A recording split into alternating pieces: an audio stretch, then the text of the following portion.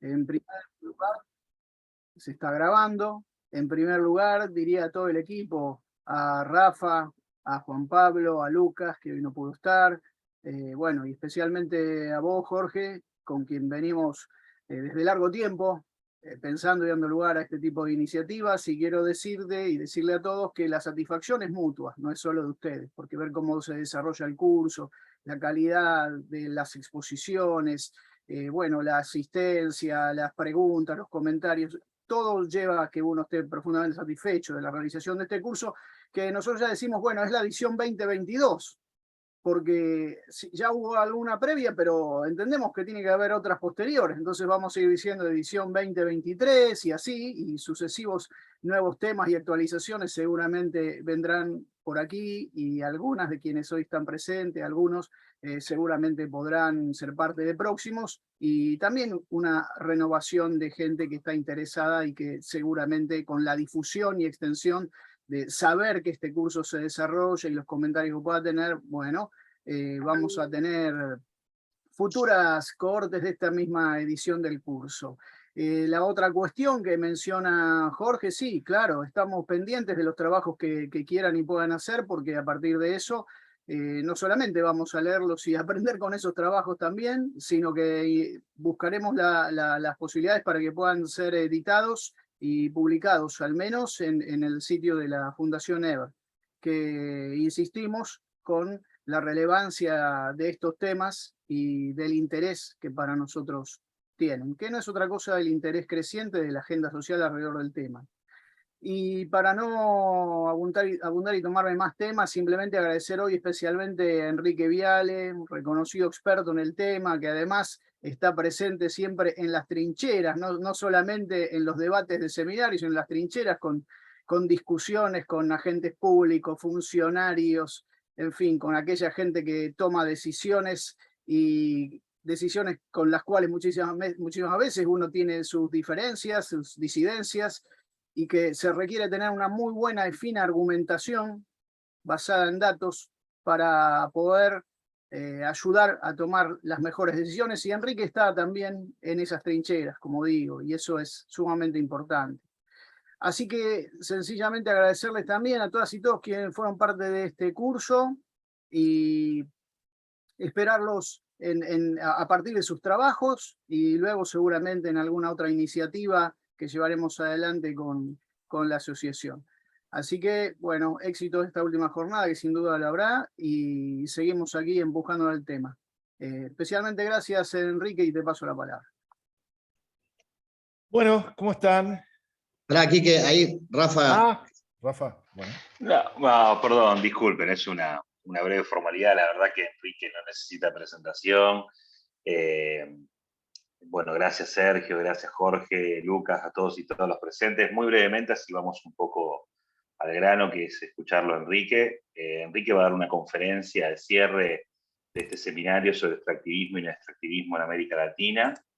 ¿Qué decir de Enrique Viale, que es un destacado abogado ambientalista que egresó de la Universidad Nacional de Buenos Aires en el año 2000, se especializó en Derecho Ambiental en la misma casa de estudios, es fundador de la Asociación Argentina de Abogados y Ambientalistas en el año 2004, fue docente de la Facultad de Derecho y docente invitado en otras universidades, tiene una enorme trayectoria como asesor legislativo, como abogado litigante en numerosas causas por prevención de daño y recomposición ambiental en litigio estratégico, enfrentando empresas ante los tribunales como Barrick, Monsanto, el grupo inmobiliario IRSA.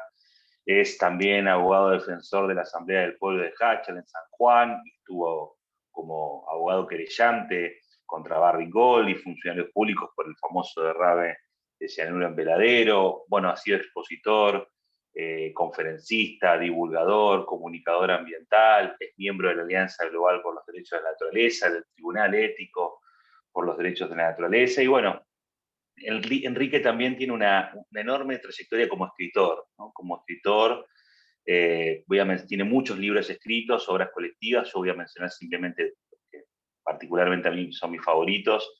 Uno de ellos es 15 mitos y realidades de la minería transnacional en la Argentina, publicado en el año 2011, también una obra colectiva.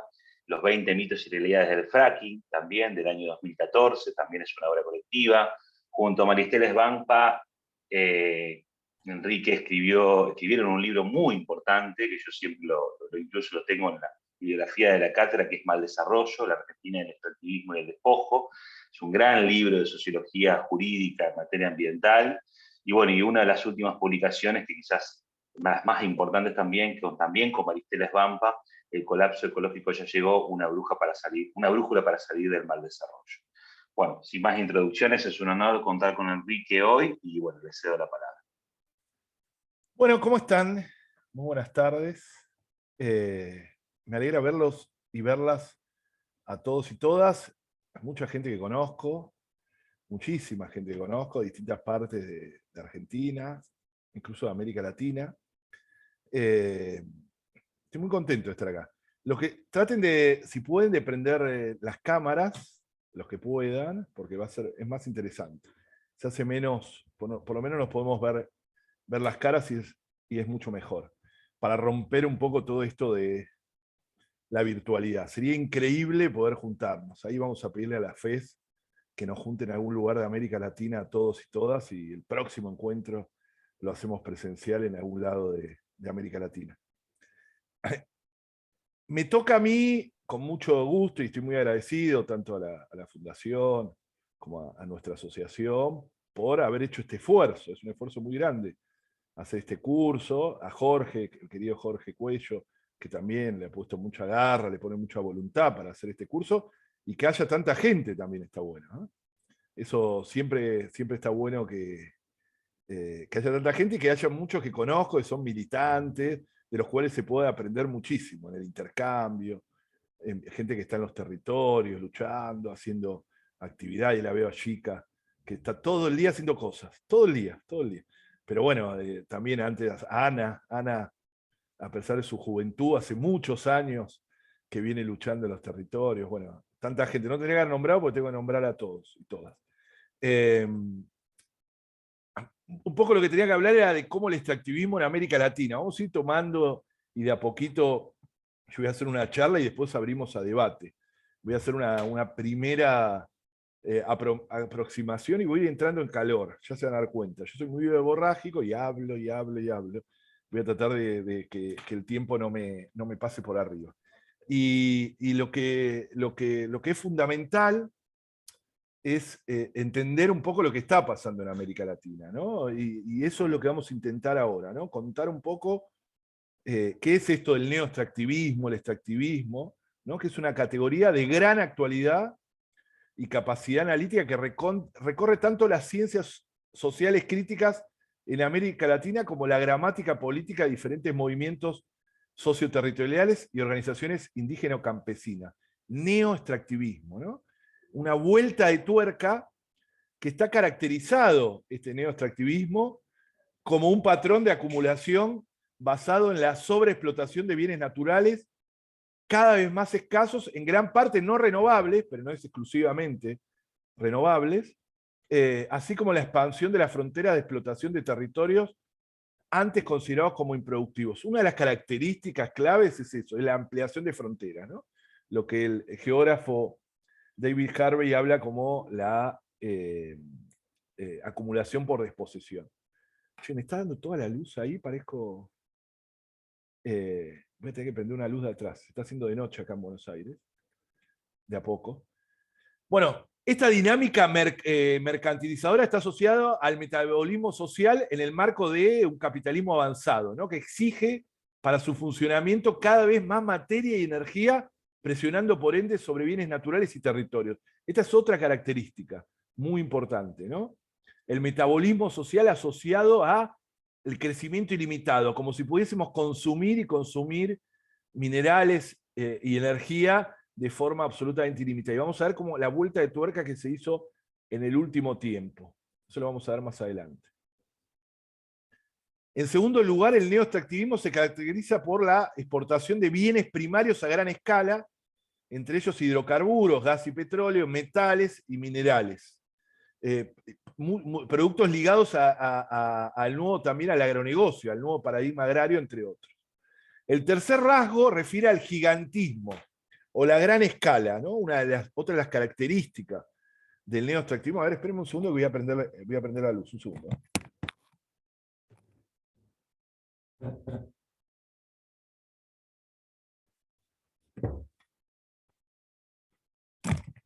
Ahí estamos.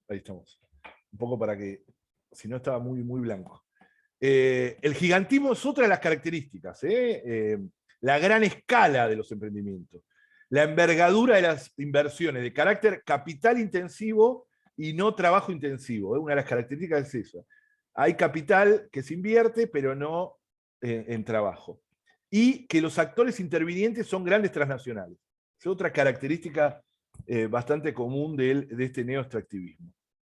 Y también presenta una dinámica territorial, en cuarto lugar, o característica, una dinámica territorial cuya tendencia es la ocupación intensiva del territorio y el acaparamiento de tierras a través de formas ligadas al monocultivo o monoproducción, ¿no? Este avance territorial combina la dinámica de enclave o de la fragmentación territorial, que tiene muy escasa producción de encadenamientos endógenos relevantes, es decir, no produce encadenamientos productivos en la zona, sino que son enclaves coloniales de exportación, con la dinámica de desplazamiento también, esto es muy importante, dislocación, o sea, se separa de las economías locales tradicionales y expulsa población, expulsa territorio.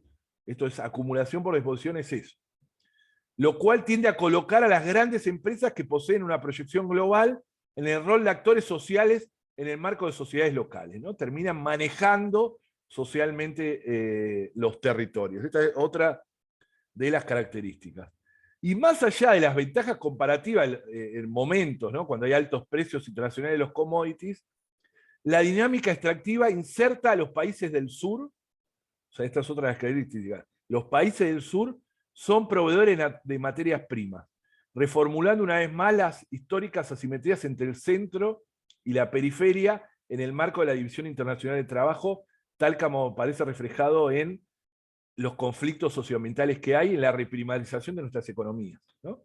Esa es otra característica, que es, nos pone en el rol de exportadores de naturaleza como si fuese un destino. Y no se puede discutir lo que Maristela Svampa dice el consenso de los commodities, ¿no? Que lo escribimos en varios libros, o lo desarrollamos en varios libros, que tiene que ver cómo la característica fundamental o más importante tiene que ver con eso de el consenso de los commodities, es aceptar pasivamente ser exportador o proveedor de materia prima como si fuese un destino, ¿no? Que la región sea eso. Y como todo consenso no se puede discutir, ¿no? Los consensos no se discuten, y los consensos atraviesan incluso las ideologías políticas. Puede venir, obviamente que hay diferencias enormes, ¿no? Entre derechas e izquierdas en cuanto a la distribución, pero nadie discute el patrón, o por lo menos esa es la característica del neoextractivismo, el patrón extractivista de las actividades productivas, o extractivas más bien. Y el consenso de los commodities está muy ligado a una visión eldoradista. El Dorado, que no es solo el aeropuerto de Bogotá, tan lindo, ¿no? Ir a visitar siempre Colombia, con todo lo que significa, sino el Dorado, en realidad se llama El Dorado, no es casualidad que el aeropuerto de Bogotá se llame El Dorado, era esa ciudad llena de riquezas que en realidad no existía, que estaba en el imaginario de los conquistadores, que supuestamente el que lo iba a descubrir, el que lo descubría, iba a ser rico de por vida porque era una ciudad que tenía hasta los pisos de oro. Y eso quedó muy en el ADN extractivista desde la conquista hasta ahora en la América Latina e incluso en nuestro imaginario social. Ese descubrimiento súbito, mágico, como de un momento a otro que nos va a salvar. Y con eso se juega mucho, el neoextractivismo juega mucho con eso, de poner en los debates sociales, en la opinión pública, ahora sí, con esto nos salvamos, ¿no? Y fíjense que van cambiando permanentemente qué nos va a salvar. Por ejemplo, nos va a salvar Vaca Muerta. Bueno, ya van 10 años de Vaca Muerta y tenemos el 50% de los pibes viviendo bajo el nivel de pobreza. 10 años. Pero ahora lo dan vuelta. Bueno, el nuevo Eldorado es el litio. Ahora sí, con el litio nos vamos a salvar. En otros países siempre hay algo también. Fíjense, en toda América Latina siempre hay algo. Esa es otra característica. Entonces, el neoextractivismo abarca algo más que aquellas actividades consideradas tradicionalmente como extractivas. Ahora vamos a hablar un poco de cada una de ellas, al menos una aproximación, más allá que se fue hablando, que muchos de ustedes, muchos y muchas de ustedes conocen, ¿no? Porque incluso hay algunos que vienen luchando en los territorios. Ahí está Laura, también desde Esquel, que vienen luchando en primera persona, ¿no? Contra esto. Pero porque está la mega minería, la expansión de la frontera petrolera y energética como casos de neoextractivismo, ¿no? Tanto a través del no convencional como el convencional, ¿no? Con la cuestionada técnica del fracking, las grandes represas hidroeléctricas también, en general estas grandes represas al servicio de la actividad extractiva, la expansión de la frontera agropecuaria, el agronegocio, o la generalización del modelo de agronegocio, la expansión de la frontera pesquera, ligado a la sobreexplotación y sobrepesca, la forestal también, que tiene gran impacto en gran parte de América Latina también, ¿no? El extractivismo forestal, algo que parece una contradicción, pero que existe, que tiene que ver con la implantación de árboles no nativos para rápidamente su extracción. ¿Cómo el consenso de los commodities, dorado, que hablamos del dorado, ¿no? Eso que me parece muy importante, estuvo muy marcado a comienzos de este siglo? O sea, el consenso de commodities, Maristela lo inserta a partir de la década del 2000, como momento clave, como un escenario económico, escenario político clave, que empieza a partir del alto precio de los commodities, ¿no? Empieza un aumento muy grande y empieza una vuelta de tuerca, ¿no? A diferencia de los años 90, que estuvieron mucho más ligados al consenso de Washington, que era que en realidad nunca se terminó de ir, ¿no? Pero que estaba mucho más relacionado a los negocios financieros, etc. Empieza este consenso de los commodities que no reemplaza al otro, sino que de alguna manera juegan en paralelo, porque hay muchas relaciones entre la timba financiera o el negocio financiero y el negocio de los commodities. Pero los altos precios internacionales de los commodities se vio claramente como favorecer muy fuertemente a las grandes, a la expansión del modelo de agronegocio, ¿no? Perdón, de extractivismo en todo. En esta coyuntura de rentabilidad extraordinaria, como que existía, al menos hasta a partir del año 2013 empieza a caerse los precios de los commodities, todos los gobiernos latinoamericanos tendieron a subrayar las ventajas comparativas de este boom de los commodities, de las materias primas, negando o minimizando las nuevas desigualdades y conflictos socioambientales y territoriales inherentes a la inflexión extractivista, ¿no? Hubo una negación, una especie de punto ciego de las cuestiones ambientales, se las sacó de debate, se las sacó de... se puso más bien, me parece que el mejor ejemplo era eso de un punto ciego, ¿no? A ver, ahí está. Una especie de un retorno muy fuerte hubo de una visión productivista del desarrollo, ¿no? Ojo que ahora está pasando lo mismo. Hace un año más o menos volvió esa visión también fuerte. O sea, más que volvió porque nunca se terminó de ir, se potenció. Y que se niega o se escamotea las discusiones de fondo acerca de las implicancias, es decir, los impactos, las consecuencias, los daños, en torno a los diferentes modelos extractivos y minimizando los cuestionamientos y el alcance de las protestas socioambientales, ¿no?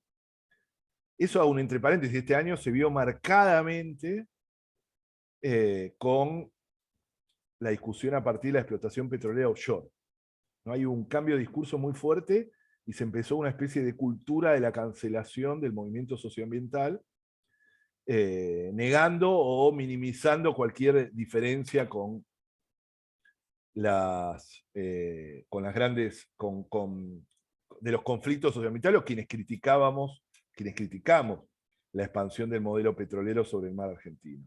Eso después podemos volver, después, sobre todo en la parte de debate. Bueno, ya habíamos dicho a qué está asociado fundamentalmente nuestro país. Y presentan, ahora vamos a ir viendo un poco cada una de ellas y qué características tiene rápidamente para después ir terminando con la cuestión que está pasando ahora en los últimos meses, diría. La expansión del modelo de mega minería está muy relacionado a lo que pasó en la década de los 90. Vamos a hacer una breve raconto de lo que es la gran minería.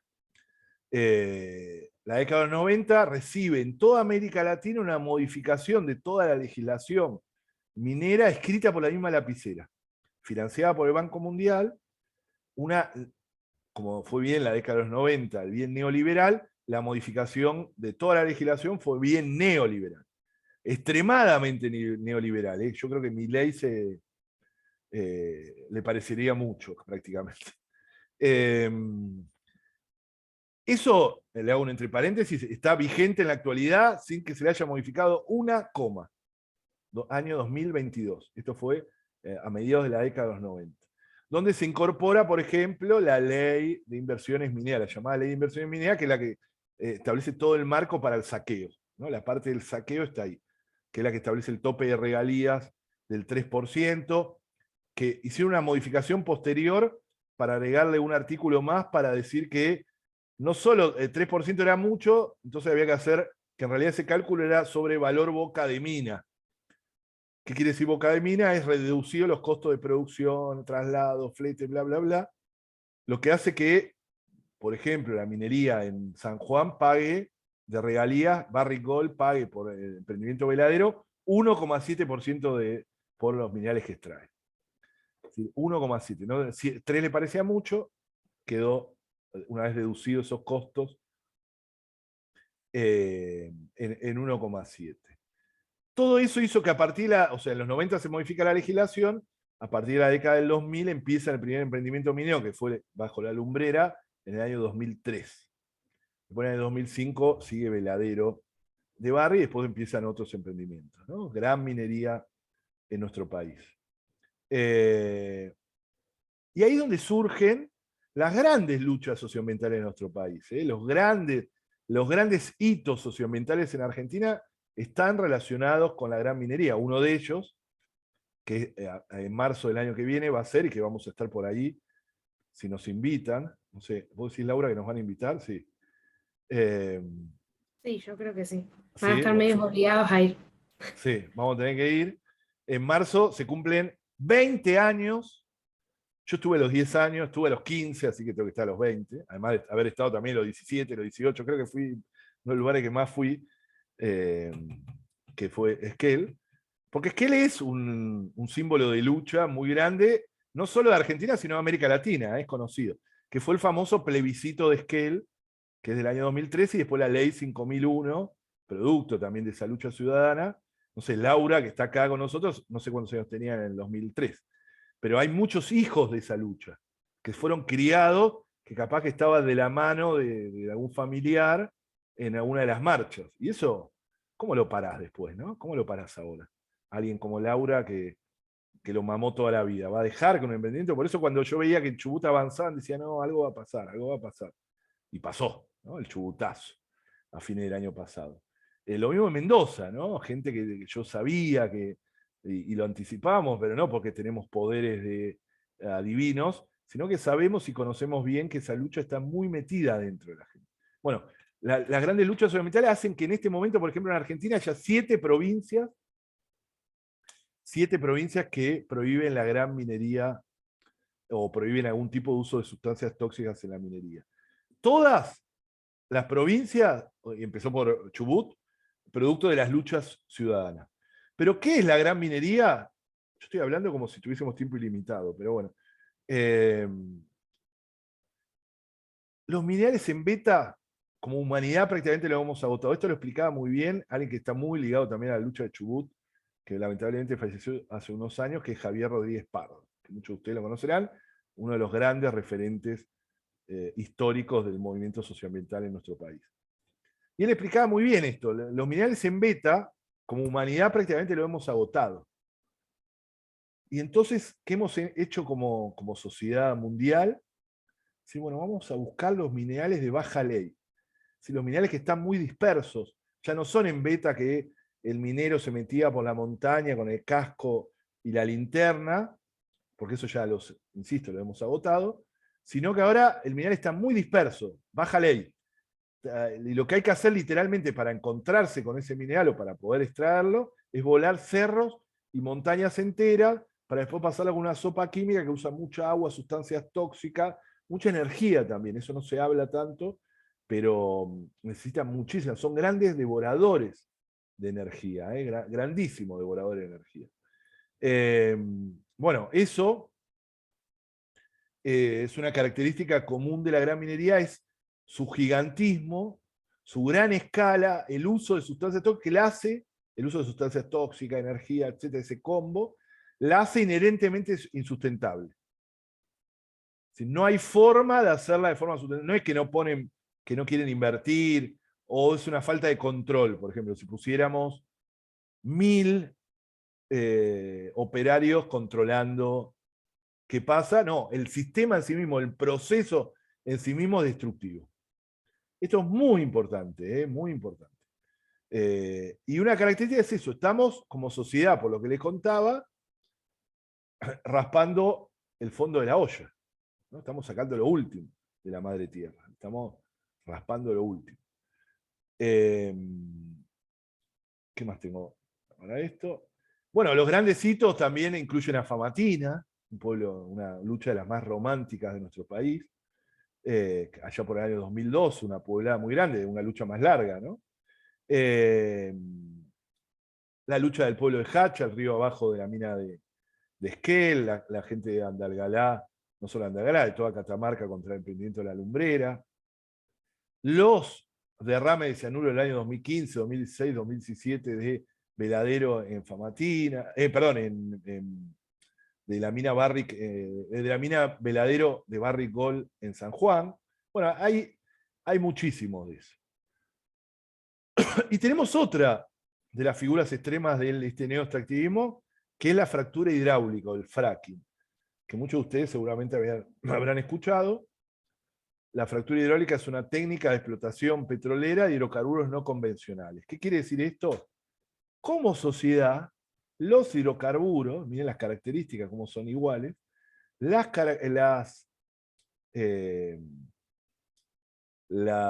los hidrocarburos convencionales prácticamente los hemos agotado, ¿no? Ya no y ahora estamos en búsqueda de los hidrocarburos no convencionales, la roca madre, donde el hidrocarburo, tanto el gas como el petróleo, está en compartimentos estancos no separados entre sí. No es como el pozo convencional, que es un gran pozo que uno pincha y por la propia presión incluso sale, obviamente en un proceso complejo, incluso contaminante en la convencional, pero la no convencional es una vuelta de tuerca de esto. Una vuelta de tuerca de decir, bueno, ahora vamos por la roca madre para chuparle los últimos jugos a la madre tierra, ¿no? Como cuando un niño o niña chupa de la pajita para tomarse el último trago de jugo del vaso, ¿no? Estamos en eso como sociedad, cuando estamos con los no convencionales.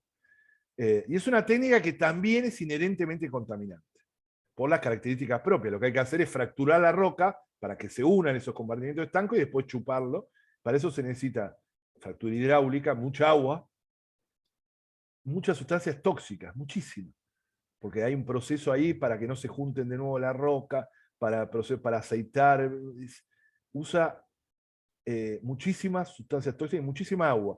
Cada fractura necesita entre 20 y 30 millones de litros de agua, de los cuales te dicen livianamente, bueno, pero solo el 2% de eso que se inyecta son químicos. Bueno, hagan el cálculo de cuánto es el 2% de 20 millones, ¿no?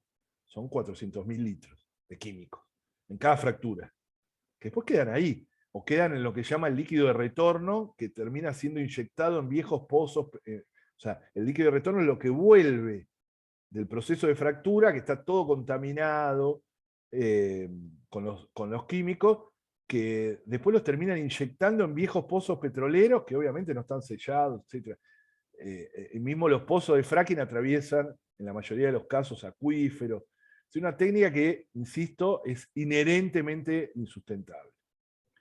El fracking en Argentina, ustedes saben que se instala como debate a partir del año 2012, 2013, en realidad 2012 se anuncia el descubrimiento, en realidad un descubrimiento de Vaca Muerta, y empieza el famoso acuerdo YPF-Chevron, que generó una conflictividad increíble.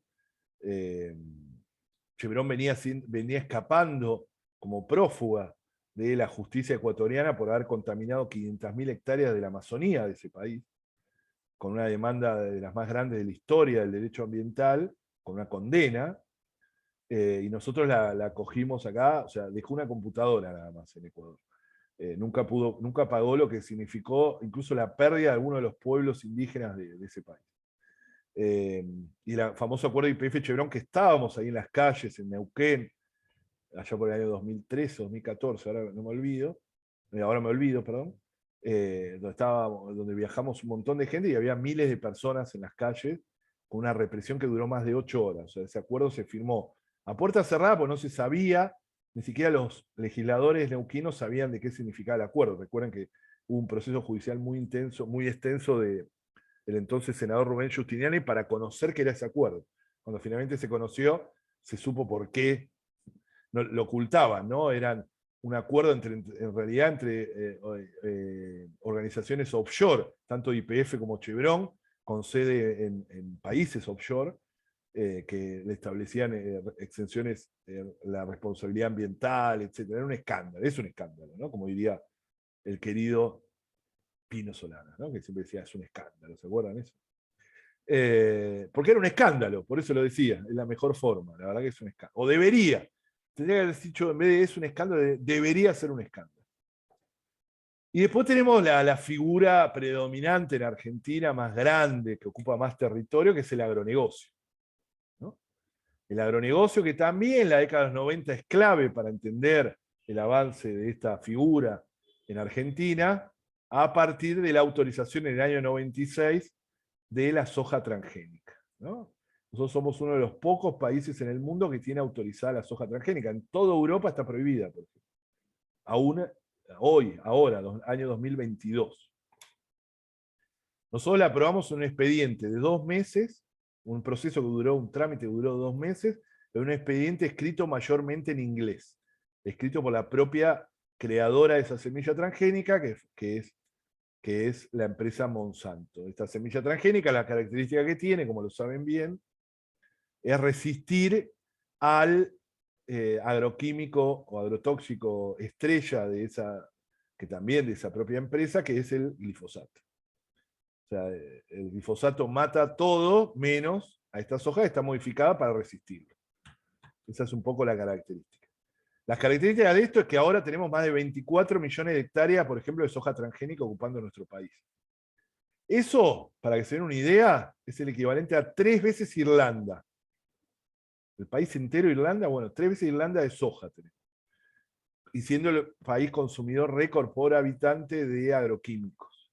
500 millones de litros de agroquímicos, de los cuales 350 corresponden a glifosato. Un modelo de acumulación también por exposición muy fuerte. Desde que se autorizó la soja transgénica, perdimos 8 millones de hectáreas de bosque nativo. Esto sin contar los humedales que se han perdido también, que fueron también millones de hectáreas.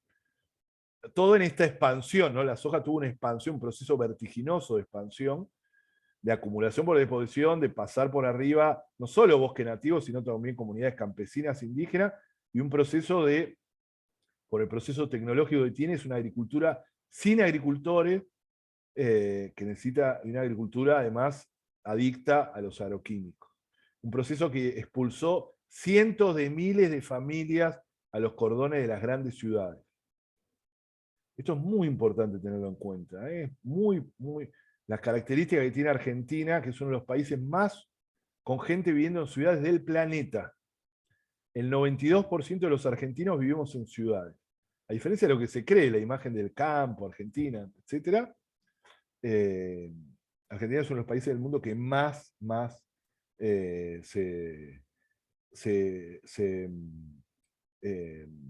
que tiene más gente viviendo viviendo en ciudades. El promedio de América Latina es 72%.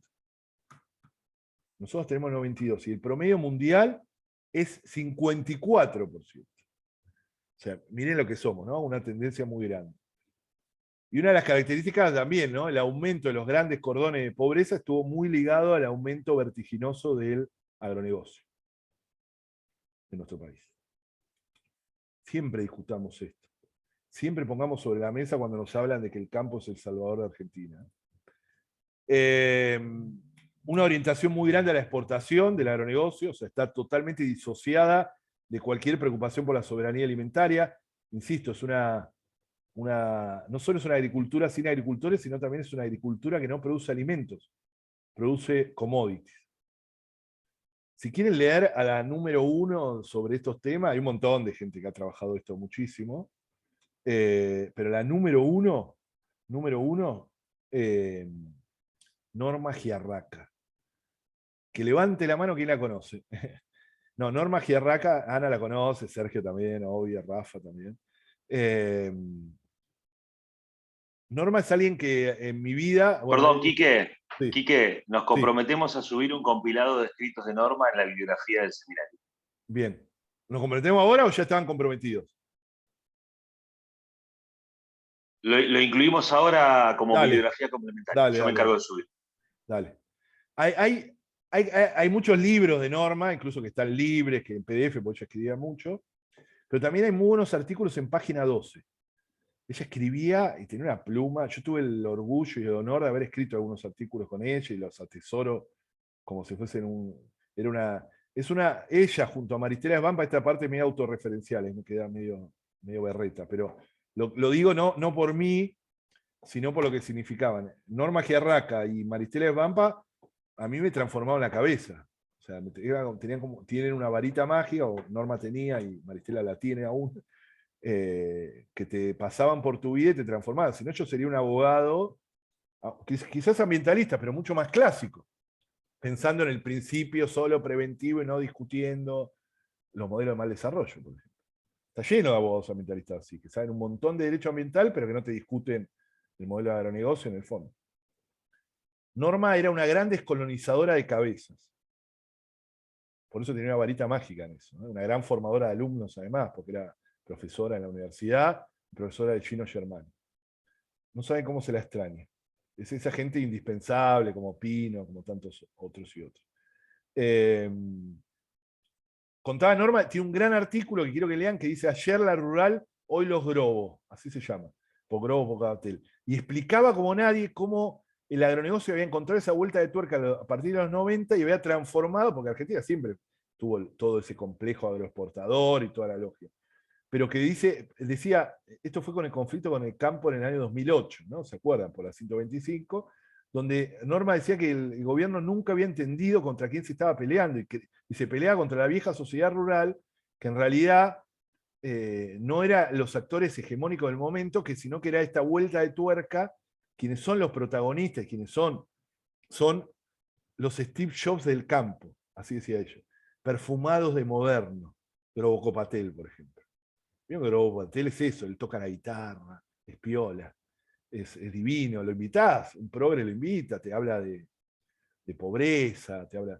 Bueno, y además están perfumados de moderno, a diferencia de la imagen del chacarero clásico, que es antiguo. Bueno, esa construcción intelectual la hizo el agronegocio muy fuerte, con un montón de incluso entidades intermedias, a Presid, a CREA, ¿no? Que son modernos, son todos jóvenes, lindos, lindas, flacos y flacas, como diría Susana Jiménez. Son todos vestidos con camisa celeste y pantalones chupines, ¿no? A diferencia de la imagen del chacarero. Y que hace que todo, esto lo decía Norma, increíble, a mí me encanta contar esto, porque Norma, qué genia era Norma. Te decía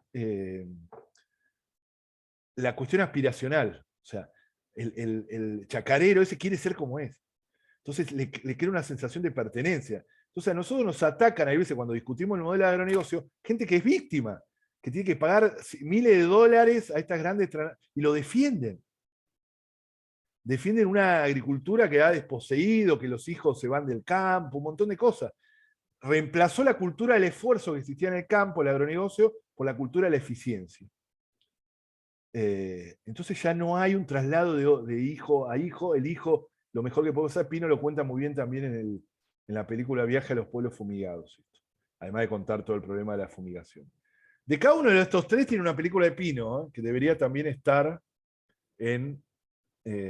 como parte de la bibliografía.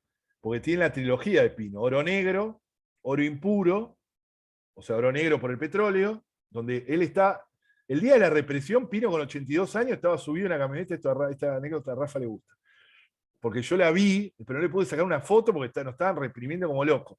Y Pino estaba filmando con una camarita así, que tiene como un volante medio raro, y con su locura se subió a la caja de la camioneta, una F100, y se metió en medio del quilombo. Nosotros corríamos por un lado con todo gases, todo. Por eso tiene imágenes increíbles. Pero bueno, en esa filma Oro Negro. Después está Oro Impuro por la minería, que también tiene, ahí está Javier Rodríguez Pardo mucho. Y después tiene de la trilogía esta, tiene un montón más, ¿no? Pero Viaje a los pueblos fumigados, que habla del agronegocio y sobre todo de la fumigación. Bueno, con esto, ¿hasta qué hora estamos? ¿Hasta qué hora es esto? Quique, si querés podemos ir redondeando, así tenemos un intercambio con... Bueno, no, entonces me voy a otro tema, porque no quería dejar de decir rápidamente,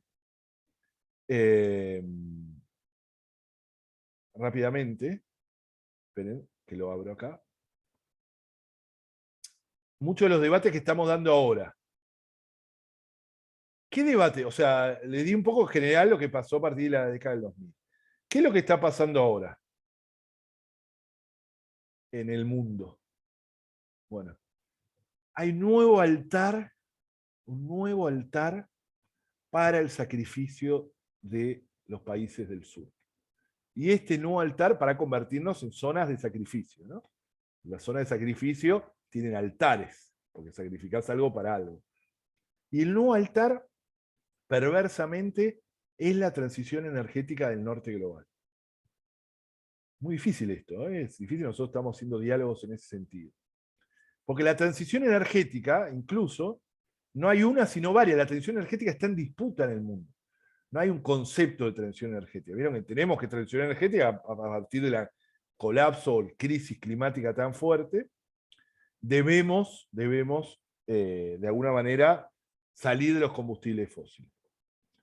Con esa excusa, América Latina se ha convertido nuevamente en zona de sacrificio ahora para proveer de materias primas para la transición energética del norte. El litio, el cobre, o sea, la minería de cobre, para los cables, para la electrificación, pero en realidad no estamos o sea, el norte global, Europa, Estados Unidos, etcétera, están comenzando esa transición sin tener en cuenta los impactos sobre el sur, los impactos locales sobre todo. Y la transición energética que está en disputa también dentro de nuestros propios países. Esto es un debate muy importante. Porque hay una transición energética justa, popular, planificada, con la gente adentro. ¿Cómo salimos de los combustibles fósiles sin pensar en los trabajadores petroleros de Neuquén? O de Chubut, o las zonas petroleras. ¿Cómo hacemos para que el trabajador petrolero se convierta en el nuevo trabajador de las energías renovables, por ejemplo? Y eso hay que planificarlo.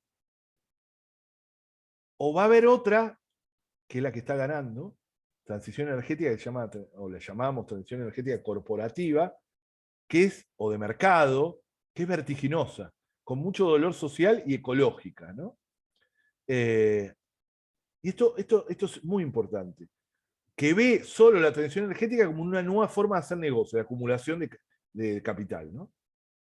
Entonces, incluso hasta las propias petroleras se están metiendo en eso. Por eso debemos disputar las transiciones, ¿no? El hidrógeno también. Lo que algunos autores, como Ariel Slipak, etcétera, hablan de la nueva acumulación, pero ahora, ¿se acuerdan que era por desposesión, la de David Harvey?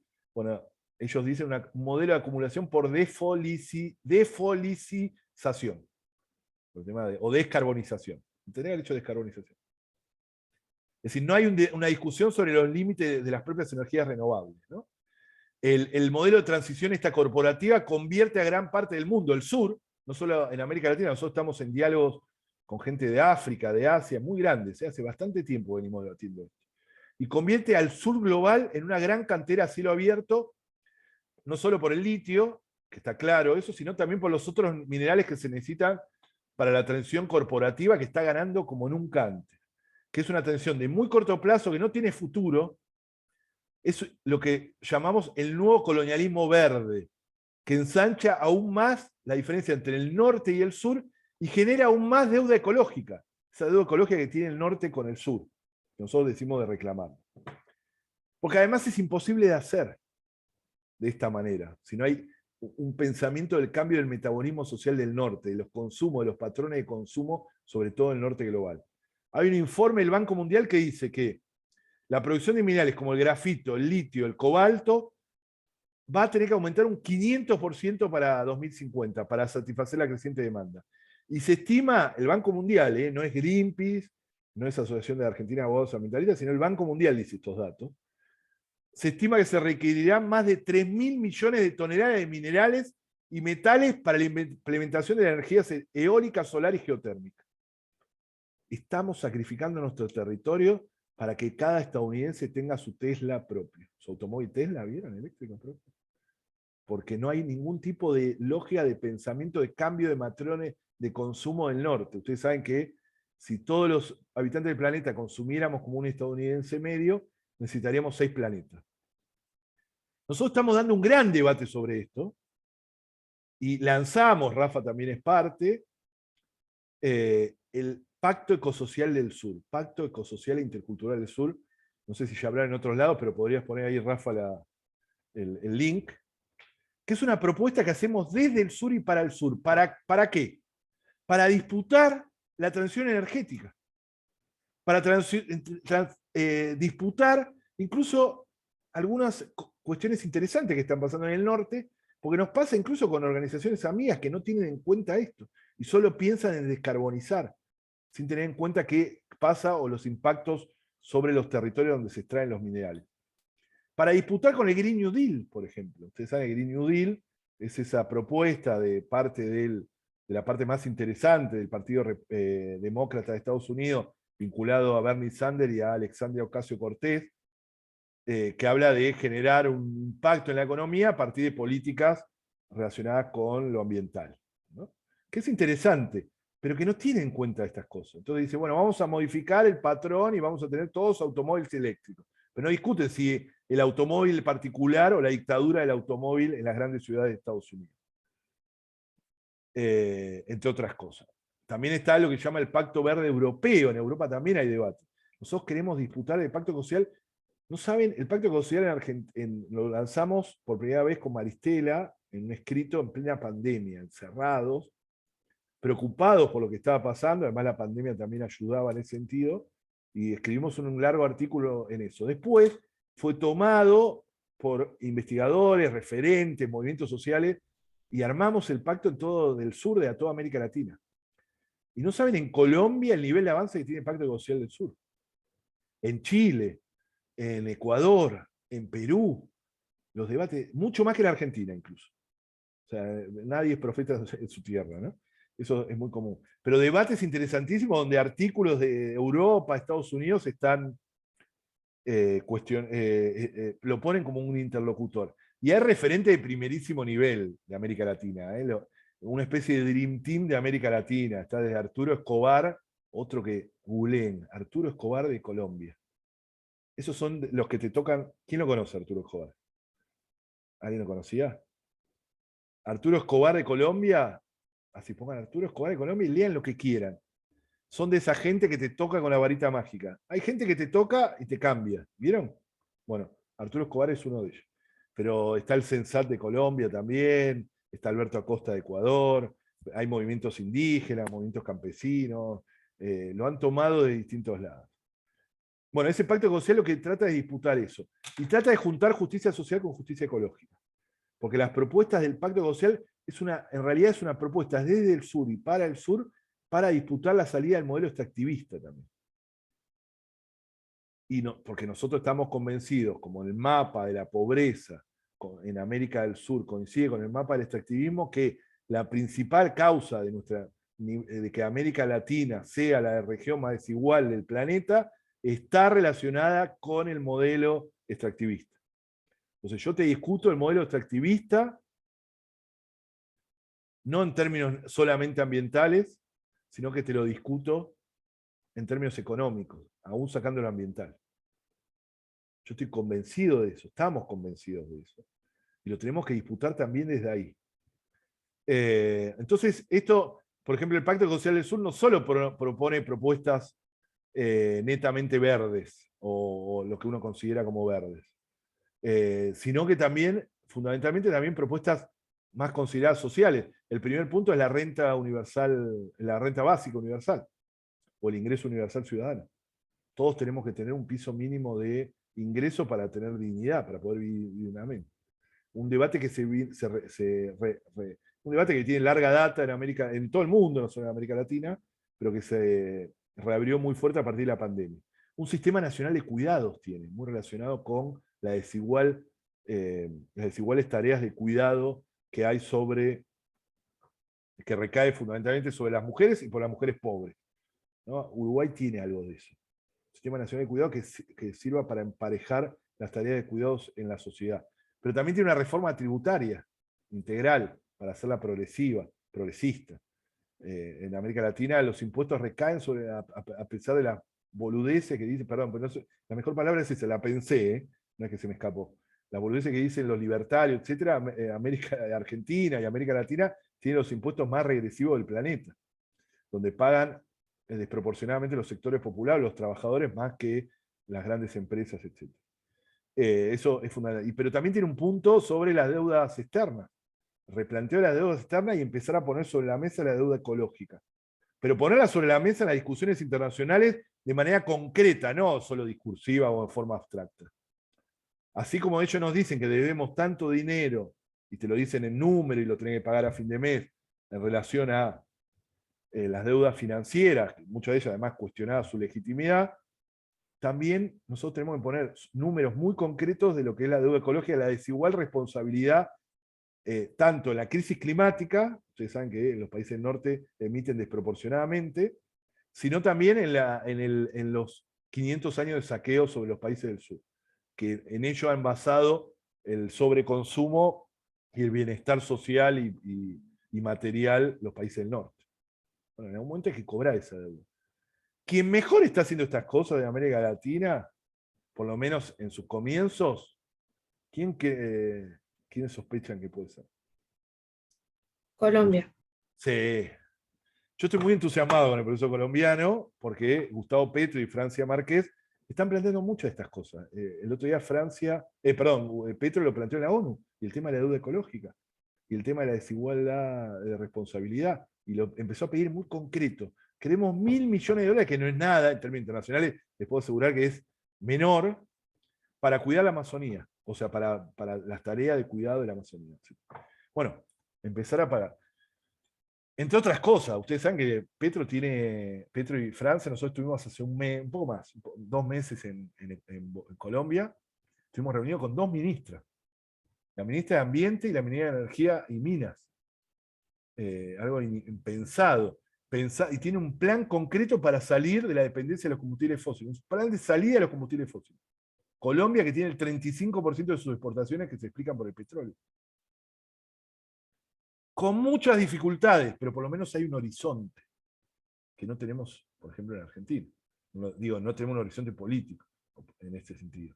O sea, todos coinciden, todos están en el consenso de los commodities, ¿no? Todos diciendo que, bueno, sí, vamos a repartir más, pero nadie te discute el modelo, ¿entienden? Para mí igual no es lo mismo, ¿eh? No es lo mismo. No es lo mismo que gane la derecha, como parece que podría pasar. Bueno, tengo mucho más para decir, pero dejemos tiempo para interactuar, si es que creen que es pertinente.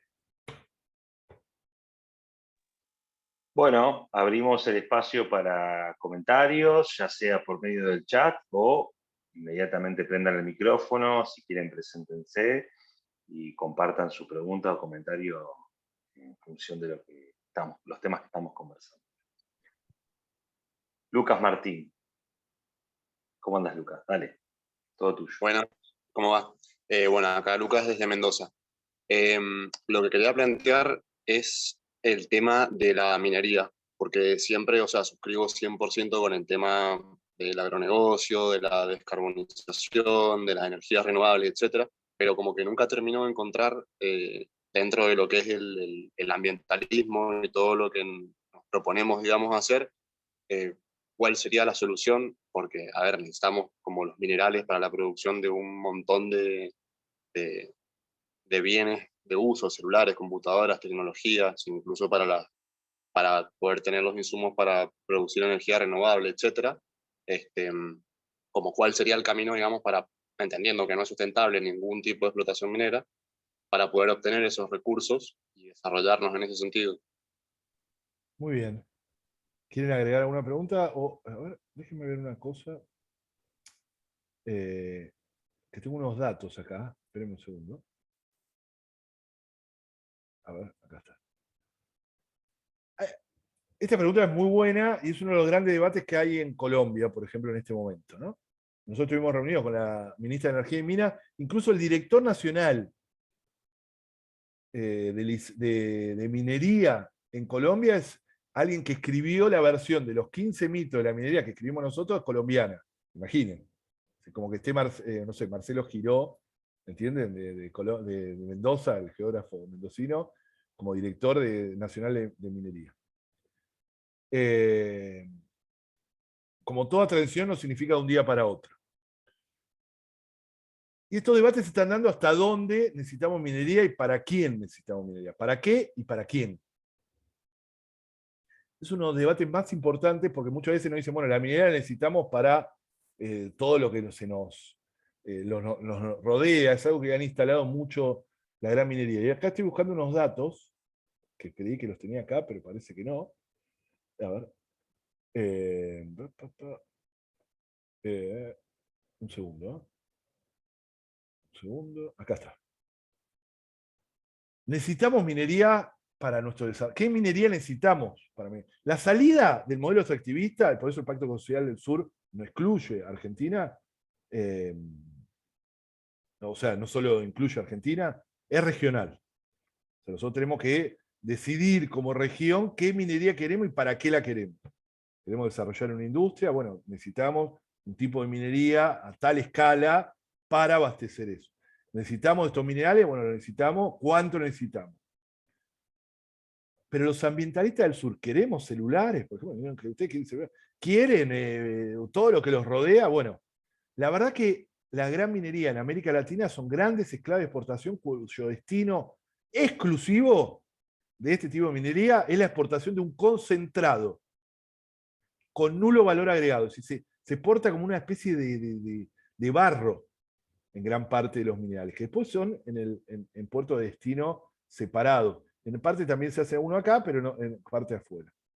Además, acentúa una desigualdad geográfica de la extracción y el consumo general que afecta a todo el subcontinente. Por ejemplo, América Latina produce el 26% de la bauxita, pero solo, que es un mineral, pero solo consume el 2,9%. En cuanto al cobre, que es uno de los minerales que más te dicen, che, el cobre lo necesitamos, están en los cables. Bueno, producimos, en realidad extraemos, no producimos. El 45% del cobre mundial, América Latina, si contamos con África, es casi el 100%, y América Latina consume solo el 6%. O sea, consumimos en nuestra industria. Y respecto al oro, se extrae el 15% y se consume solo el 3%. Esto sin tener en cuenta que uno de los minerales estrella de la minería es el oro, que tiene casi nulo valor industrial o de proceso. Ustedes saben que el 85, casi 90% del oro o va como reserva de valor, ¿sí? de los subsuelos de las montañas de nuestra cordillera al subsuelo de los bancos de las bóvedas, de los bóvedas de los bancos suizos.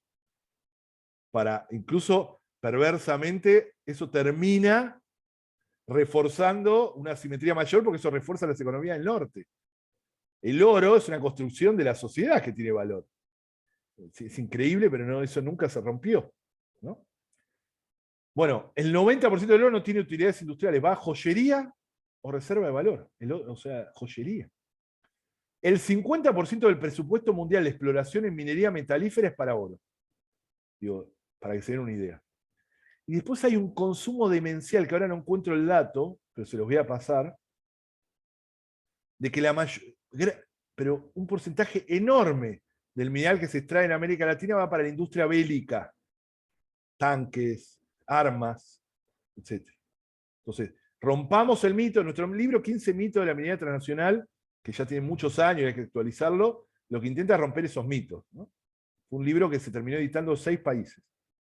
Y algunos hicieron versiones locales, haciendo algunas, o sea, usando muchos datos. Pero lo que hacía era, los 15 mitos es eso, todo lo que nos rodea es minería, todo lo que instaló la gran minería, ¿no? O el lobby de la minería. La verdad que lo que no queremos con la minería es sostener el hiperconsumo, la obsolescencia programada del norte global, ni financiarle con nuestro territorio, ahora, con el litio, su transición energética. Entonces, ¿cuánto litio necesitamos? Bueno, esa salida es colectiva. Ojalá que Petro pueda liderar esa salida. Y ojalá Lula gane este domingo en Brasil. Y Lula, que no ha tenido, o sea, ha tenido una visión extractivista, etcétera, pero que muchos dicen que ha reflexionado bastante en ese sentido, puedan entre ellos más. Ojalá que Boric, un poco golpeado ahora por la pérdida de la aprobación de la Constitución, pero que también tiene ideas interesantes en esto, puedan en realidad en la región el pasaje de los que llamamos, que en realidad Cabezón Cámara inventó este término, de los progresismos fósiles, y eso sí un término más nuestro, de los progresismos fósiles a los progresismos ecosociales. Ese gran desafío del momento. Esa es la pregunta.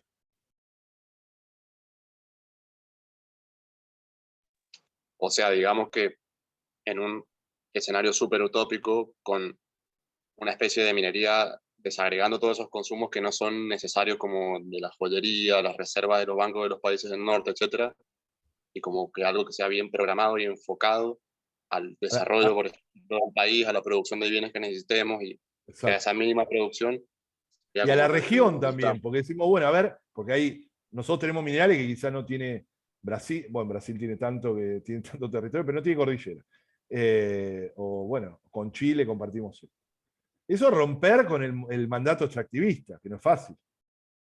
El mandato exportador, más bien, ¿no? Como dice, no me acuerdo los autores que lo dicen, eso lo escribimos en un artículo, ahora no me acuerdo. El mandato exportador. Romper el mandato exportador es un sacrilegio en Argentina. Romper el consenso de los commodities también.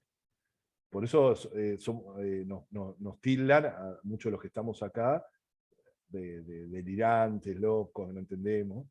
Y la verdad que no hay nada más delirante que sostener un modelo económico que tiene a la mitad de los pibes bajo nivel de pobreza, ¿no? Me parece a mí.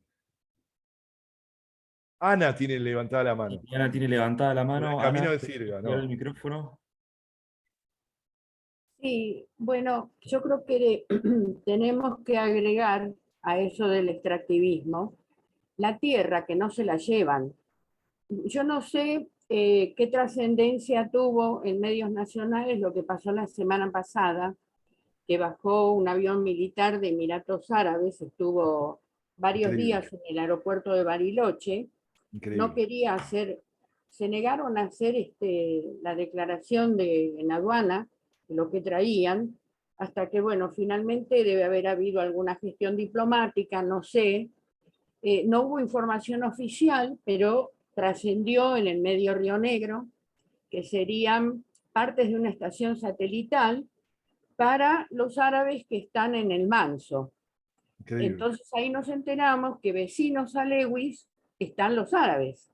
Y del otro lado está el emir de Qatar, y un poco más abajo están los belgas de Urco. O sea, la tierra no se la llevan, pero digamos que deja de pertenecernos, ¿no? Y eso está avanzando también dentro de Bariloche, imagino que en otros lugares de la zona, porque a menor escala, pero están comprando los grandes predios que hay para hacer inversiones inmobiliarias, de estos grandes emprendimientos inmobiliarios. Y la semana pasada también, que no estabas, Enrique, fue la audiencia pública del CAN 100, que eso creo que habría que agregarlo también a lo del fracking, porque es una versión ultra profunda, a 3.500 a 5.000 metros de profundidad, del fracking, porque leyendo el estudio de impacto ambiental nos enteramos que los líquidos resultantes de la perforación, en el caso de que la lleguen a hacer, se van a descartar en el lugar, porque no lo pueden llevar en el barco de vuelta no sé a dónde. Claro.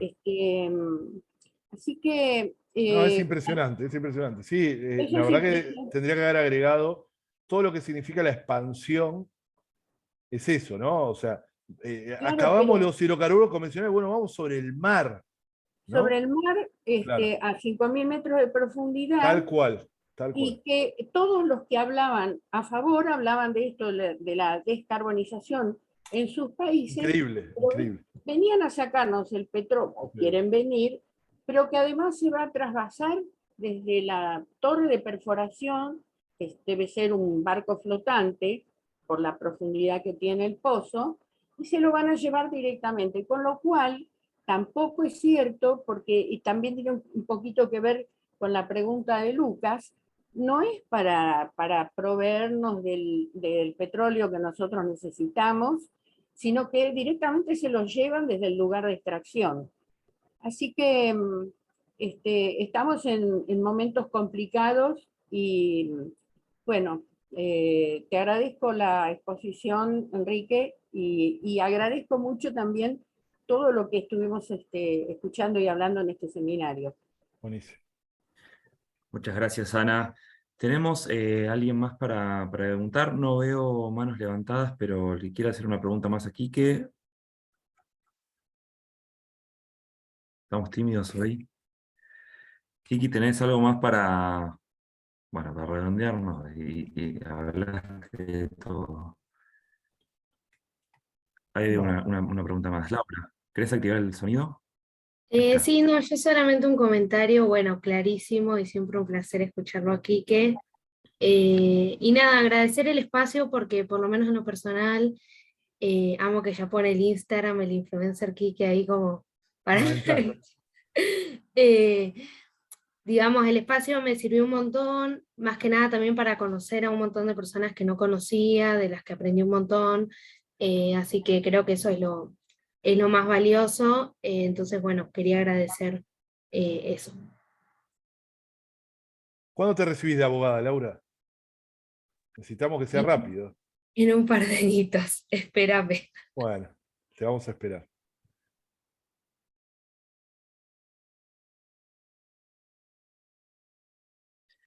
Bien, muchas gracias, Laura. Bueno, bajamos la mano. Bueno, no veo a nadie más que tenga ganas de preguntar. Marcelo, ahí está, van apareciendo. ¿Querés reactivar el audio? Vamos con tu pregunta. ¿Cómo está? Bueno, ya que no habla nadie, me animo a agradecerle a Enrique por la exposición, por ahí comentar, por ahí para dar a conocer, ya que todos están interesados en lo ambiental, comentar cómo la propia ministra de Ambiente de Buenos Aires, en la audiencia pública que comentaba recién Ana, por el CAN 100 el otro día, reconoció que si los recursos de esta exploración sísmica, de este proceso extractivista, ¿no?, relacionándolo con la clase de Enrique, era para pagar la deuda, no tenía mucho sentido sacrificar el ambiente. Un poco que en su propia exposición lo reconoció. Después dijo que lo que iba a proponer la provincia de Buenos Aires era una forma de recaudar algo de plata con esa exploración, pero en realidad no dejaba de ser una propuesta, ¿no? Hoy en los papeles sabemos que no nos va a dejar nada de esa maravilla que nos cuentan. Por suerte, el grande de Pedro Aznar hizo esa presentación que hizo, que nos representó a todos lo que queríamos decir en esos 5 minutos que había. Y después también relacionado con el extractivismo, ¿no? En la provincia de Río Negro, que yo soy de Viedma, tenemos estamos como atacados en todos lados, ¿no? Tenemos el fracking que se viene de Allen, que ya es zona de sacrificio, Allen. ¿Dónde estás vos, Marcelo? ¿En qué Vietnam. parte? Ah, bien. Pero cómo se viene para todo el valle, ya hay decretos autorizando exploración, ¿no? Para poder venir con el fracking para acá. Y toda una zona que no estaba improductiva, ¿no? El Valle de Río Negro, imagino que todos saben lo que produce en sus frutas y en manzanas y peras para todo el mundo. O sea, ya ni siquiera en zonas improductivas, ¿no? Ya nos estamos... Tal cual. En el medio tenemos el hidrógeno verde, que no nos dejan ni ponernos a investigar de cómo es, porque también nos atacan con el petróleo para sacarnos por el mar y modificar la 308, la 3008, la ley que prohibía eso. Bueno, estamos un poco con todo, así que esto despacio, Quique, agradecerlo, por supuesto, porque creo que nos ayuda mucho a seguir debatiendo y a poder encontrar argumentos para defendernos de todo esto, ¿no? Perfecto. Genial, Marcelo, siempre ahí poniéndole garra a todo. Gracias, Marcelo. Mariano, ¿querías avanzar con un comentario o pregunta? Escuchamos. Hola. Bueno, también agradecerle a Quique por la exposición y por la claridad. Yo sigo con lo que acaba de decir Marcelo, porque también soy de Viedma, de Río Negro. Y puntualmente la pregunta va para el lado del hidrógeno verde, o sea, ¿qué es lo que, digamos, cuál es el bosque que nos está tapando el árbol? O sea, porque ¿cómo puede ser, digamos, que por todos lados se lo critique, pero acá lo vendan como la panacea? ¿Es tal como lo venden? ¿Por qué es tan difícil acceder a comentarios críticos? Esa es la pregunta puntual. ¿Qué habría que hacer? ¿Por dónde habría que investigar? ¿Qué leer? ¿Qué reflexionar? Eso, básicamente. Bueno, ahí hay que diferenciar en alguno de los libros, de los últimos, y en el libro de Maristela de Transición Energética también lo dice, mirale un poco de que hay como una minería o lógicas de la economía, de la vieja economía, la economía de la muerte, etc. Y hay algunas que sí pueden estar en nuevos paradigmas, pero que están en disputa. El hidrógeno verde es una. Yo no descarto el hidrógeno verde en su totalidad. Porque algunos van a necesitar vectores. Recuerden que el hidrógeno en sí mismo no es una fuente de energía, como no lo es el litio tampoco. Lo peor es que lo venden así, dicen la energía, el litio, la energía. Incluso el hidrógeno verde tampoco. El hidrógeno verde necesitas energía de algún lado. El verde, supuestamente, es verde porque se genera, o sea, lo que es un acumulador de energía que se genera, como es verde, a partir de energías renovables. Entonces, ¿tiene cosas interesantes? ¿Tiene que ver con la nueva economía? Sí. Ahora, ahí volvemos a lo que está en disputa. Yo no tuve tiempo de explicarlo porque ya estamos en el final, pero eso es lo que explicamos. Cuando hablamos de los conceptos de transición energética, hay dos. Una planificada, que puede estar el hidrógeno verde, planificada, pensada, el trabajador petrolero, el nuevo trabajador descentralizada, democrática. No, una sola empresa, entregarle, o sea, esa es la gran diferencia. Lo mismo con el litio. Claro que el litio lo vamos a tener que necesitar, incluso para nuestra propia transición, pero usémoslo para la transición nuestra. Lo mismo con el hidrógeno verde. O sea, vamos a producir energía solo para exportación. O sea, estamos repitiendo el mismo patrón. Y ahí es la gran diferencia, me parece. O sea, después todo lo demás está en debate, está en disputa. Tenemos que decir, bueno, ¿cómo lo vamos a hacer? ¿Qué escala? ¿Quién lo hace? Todo eso. Pero si solo repetimos el patrón extractivista en clave de exportación, etc., estamos en problemas. No sé si se contestó, pero yo no la descarto totalmente. El hidrógeno verde no me parece mal automáticamente, como tampoco el litio, ¿se entiende, no? Sí, sí, perfecto. Gracias. Bueno. Bien, gracias, Mariano. José, tenías la mano levantada. ¿Nos escuchás? Sí, yo quería hacer un par de comentarios que por ahí ya vienen de charlas anteriores, ¿no? Que lo hemos charlado, referido a lo que es el extractivismo en las actividades productivas agropecuarias, donde por ahí en todo lo que es la actividad minera tenés normativa que pide la realización de un estudio de impacto ambiental, que entiendo que estas actividades mineras actualmente están trabajando, digamos, con lo que es como un observatorio de los lugares donde están trabajando, solicitando la intervención de la gente, ¿no? Para que, por lo menos lo escuchaba en una charla el otro día, esto, como una instancia de fiscalizadora de la propia gente en los lugares donde se hacen las actividades mineras y formando parte de lo que es los trabajos de estudio de impacto ambiental y de monitoreo posterior.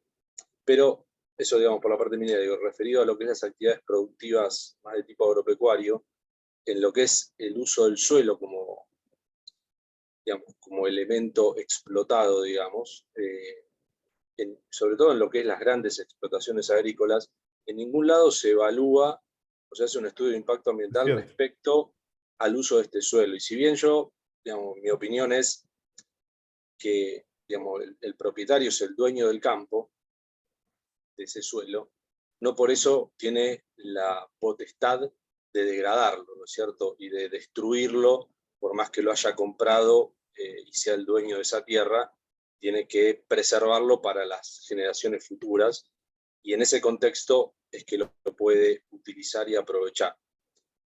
Por lo menos ese es mi criterio. Y en ese sentido no hay una normativa que establezca esto de esta forma. Tal cual.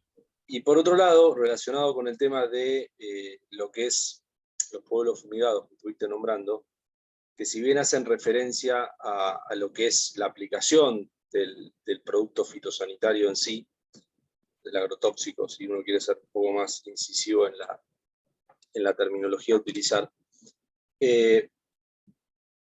hacen referencia a lo que es la aplicación, ¿no? Y a nivel nacional no tenés ninguna normativa que establezca un presupuesto mínimo para lo que es la utilización de productos fitosanitarios. Tenés toda normativa provinciales, que en la mayoría de los casos no se cumplen o no se fiscalizan adecuadamente, que son muy viejas. En el caso de la provincia de Buenos Aires es del año 1988, la ley 10.699. Y asociado con esto, digamos, si bien es importante el uso adecuado, cuando ese uso es inadecuado, genera un impacto sobre la población, en el caso de los pueblos fumigados, o sobre un recurso natural, como es el suelo, el agua, claro, o el aire. Pero lo que nunca se tiene en cuenta, y recién se está teniendo en cuenta en los últimos años, es la generación de envases vacíos de fitosanitarios. Toda la problemática asociada y de impacto directo en la sociedad respecto al uso de los plásticos. Digo, acá en la provincia de Buenos Aires tenemos alrededor de 14 millones de envases que quedan luego de la utilización de los productos, quedan como un remanente, como un envase vacío. Y ese envase vacío, sobre todo en el caso de los plásticos, que es donde tienen un valor de reventa, tienen un valor comercial como materia prima, ese plástico, se utiliza y se reutiliza en lo que es el mercado informal. Ese plástico se muele, se pica y va a una industria que no tiene trazabilidad de ese plástico, pudiendo terminar en envases de alimentos. Una bicicleta, sí, o envases de cubierto alimentos. descartable, perdón. Claro, envases de alimentos, digo. Sí, terrible. Sí, yo creo que hay una cierta conciencia, pero muchas veces los que compran este plástico, claro, las industrias que compran este plástico, que no compran plástico virgen, que compran plástico, este plástico de recicladores, de una venta, producto de una venta informal, no saben ni siquiera de dónde viene el plástico. No, está claro. Lo cual puede terminar en cualquier cosa. La realidad es esa. Si bien hay una ley, que es la ley 27279 de presupuestos mínimos, que establece la obligación de hacer una adecuada gestión y una trazabilidad de ese plástico, esto está en forma incipiente. En la provincia de Buenos Aires y a nivel país, digamos, mucho menor, digamos. Claro. Hoy en día se está recolectando ni el 20% de los envases o que menos, se recolectan del total que se vuelcan anualmente al mercado, con lo cual el 80% no sabemos dónde está. Y eso tiene un impacto directo en la sociedad que no sabemos cuál es hoy, ¿no es cierto? Vos estás comprando, digamos, por eso a veces está bueno comprar, digo, en este sentido, productos de marcas reconocidas que utilicen plástico, porque, entre comillas, implicaría que saben cuál es el origen de la materia prima, y de la fuente de ese plástico que están utilizando, ¿no? Claro. Pensando que están trabajando en forma seria, ¿no? Sí. Por ahí el que es más chico, por ahí utiliza el plástico que puede y económicamente el que más rentable le sale. Pero digo, esta otra consecuencia que no es directamente la aplicación del agroquímico en sí, sino el impacto del envase vacío que tiene en la sociedad. Digo, como una cosa por ahí que no está tan contemplado, tan hablado, tan tratada a nivel ambiental, pero sin embargo el tema del uso inadecuado de estos plásticos tiene consecuencias importantes en el ambiente, ¿no? Más allá de todo el que se entierra y se quema porque no tiene valor comercial. Está buenísimo todo lo que dijiste, me encanta, es para un seminario en sí mismo, por varios de los puntos. El primero de ellos, el tema de, nosotros lo charlamos, quizás lo charlamos en otro momento, es el tema de la función ambiental de la propiedad, ¿no? El derecho ambiental vino a limitar algunos derechos, el derecho ambiental a partir de la década de los 70, y una era esa del derecho de propiedad como ilimitado y absoluto, ¿no? El código de viejos de Sarfield, que uno podía hacer lo que quería. Entonces tenía bosque nativo, no importa, es mío, yo hago lo que quiero, lo tiro abajo, tengo un yaguareté, y bueno, es parte de mi propiedad, si quiero lo mato, me lo como, o lo hago una alfombra en mi... Bueno, el derecho ambiental viene a limitar eso. Bueno, no, tenés límites. Uno es, si tenés un bosque nativo, vas a estar limitado porque hay una obligación. No afectar a los contrarios. Si tenés un curso de agua, tenés que dejarlo correr y dejar que esté tan limpio como se va, ¿no? Entonces, ese debate sobre eso, sobre la propiedad, creo que está resuelto. Muchas veces pasa eso, dice, bueno, no, es mío, puedo hacer lo que quiera. En ese sentido, no. Coincido también que la actividad... Te hago una observación, sí. Una observación cortita. Sí. Coincido, todo lo que dijiste es así. El tema es que en la explotación agrícola, el uso del suelo es mucho más difícil de medir. Es verdad, de ver si realmente uno está haciendo una degradación de ese suelo o no. Te vas a dar cuenta dentro de 20 años que estuviste haciendo un uso inadecuado del suelo. El bosque, viste, que desapareció, el curso de agua, tal viste, cual. que lo cortaste. Es cierto. Los minerales que se van, los minerales del suelo, digo, que son el agua que se usa también, incluso, esa agua virtual que se usa. Y estoy de acuerdo que esto es imposible en Argentina, por el poder que tiene el agronegocio, sería imposible.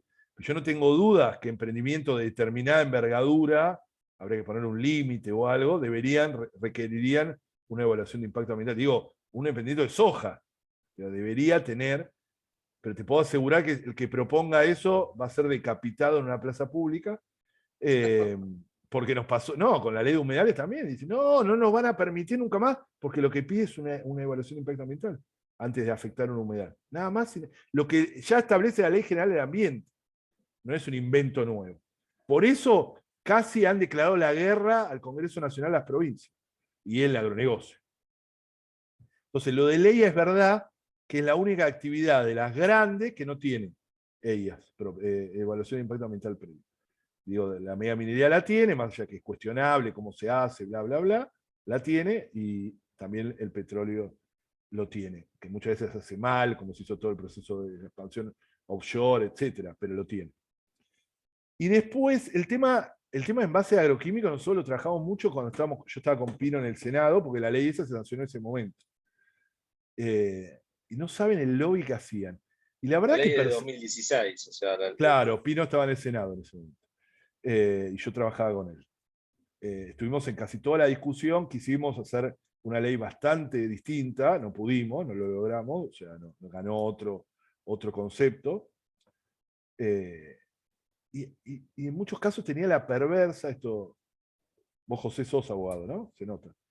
No, soy ingeniero agrónomo. Ah, bueno, pero tenés mucho conocimiento, los ingenieros agrónomos tienen mucho conocimiento de la legislación ambiental. Nosotros consideramos que, primero, el disparate que era, pues nosotros teníamos proyectos de ley para regular el uso de agroquímicos a nivel nacional, tener un piso mínimo, también vos hablaste algo de eso. Que no era prohibirlos, no existe, claro, sino era establecer algunas distancias sobre escuela, algo que le establecía una lógica que era absolutamente razonable. Y también el tema de un montón de cosas de evaluar, de que haya un ingeniero agrónomo, bueno, todo eso que esté a nivel nacional, ¿viste? Que no haya discusión.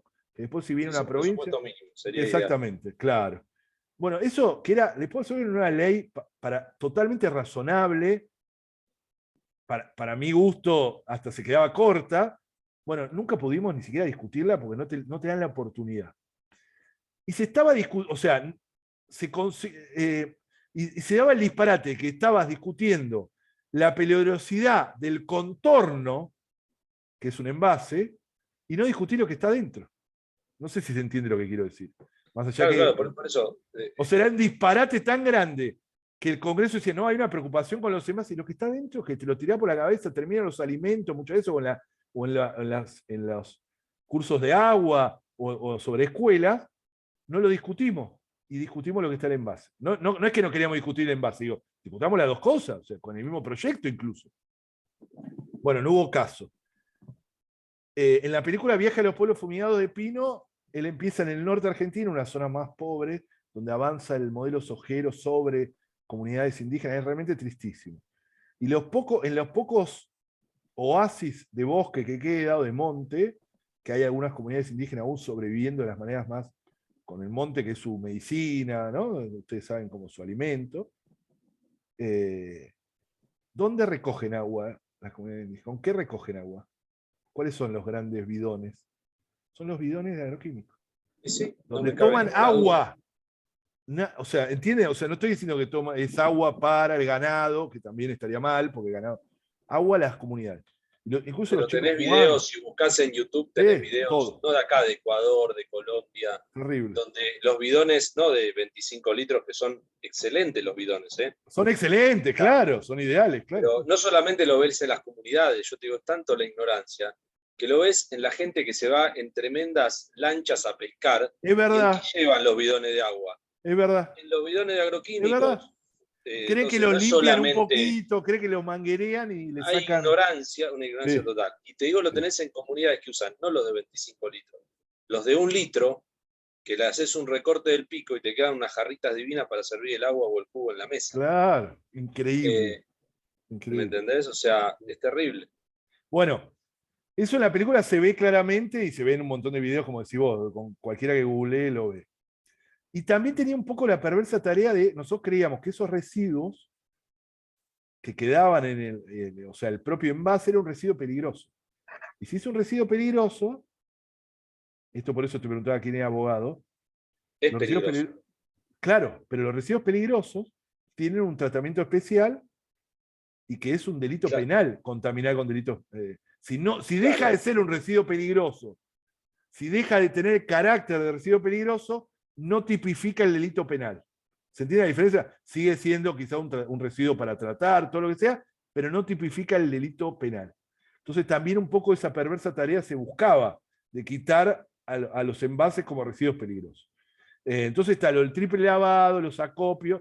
Nosotros hablamos de la responsabilidad extendida, o sea, el que pone, el que trae a la sociedad, que incorpora un residuo. De hecho, el tema de la responsabilidad extendida quedó incorporado en el proyecto de ley. Sí, pero no se terminan de hacer cargo, ¿no? Entonces uno ve propagandas, etcétera, y no hay. El resultado está a la vista, digo, yo creo que yo tengo datos de menos del 20%, bastante menos que se recupera, pero bueno, no es fácil. Sí, puede ser. Pero eso demuestra, para mí eso demuestra la irracionalidad del propio modelo, ¿no? Me parece que el modelo no importa decir yo digo agroquímicos, me parece que el término ahí, porque son químicos del agro, eso no hay duda, digo para que no se enoje nadie. Fitosanitario sí no me gusta, y agrotóxico lo puedo usar, pero sí, eso en mi caso, ¿no? Pero sigo la irracionalidad en el sentido de que es adicta a los agroquímicos.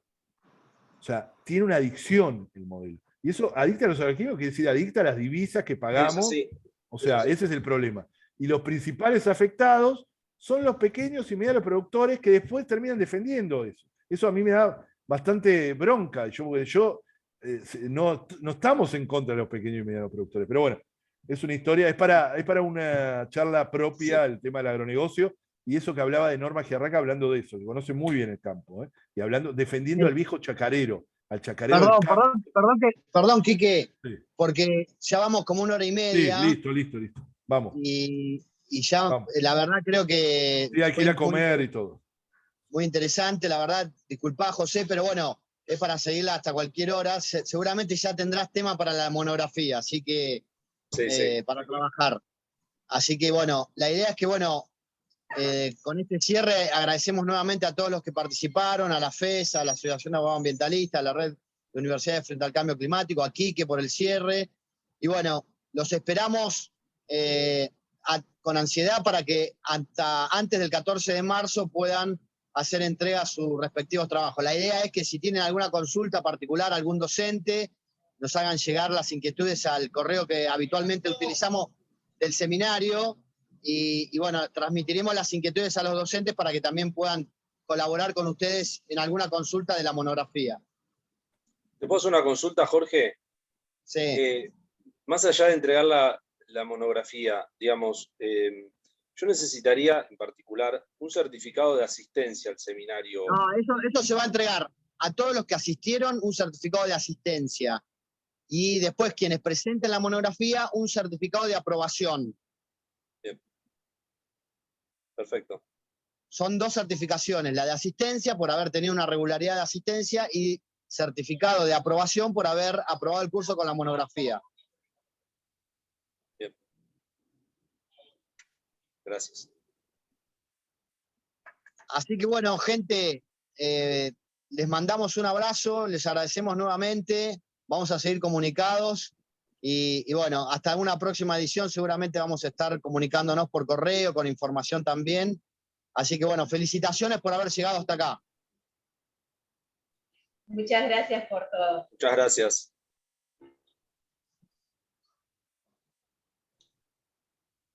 Gracias.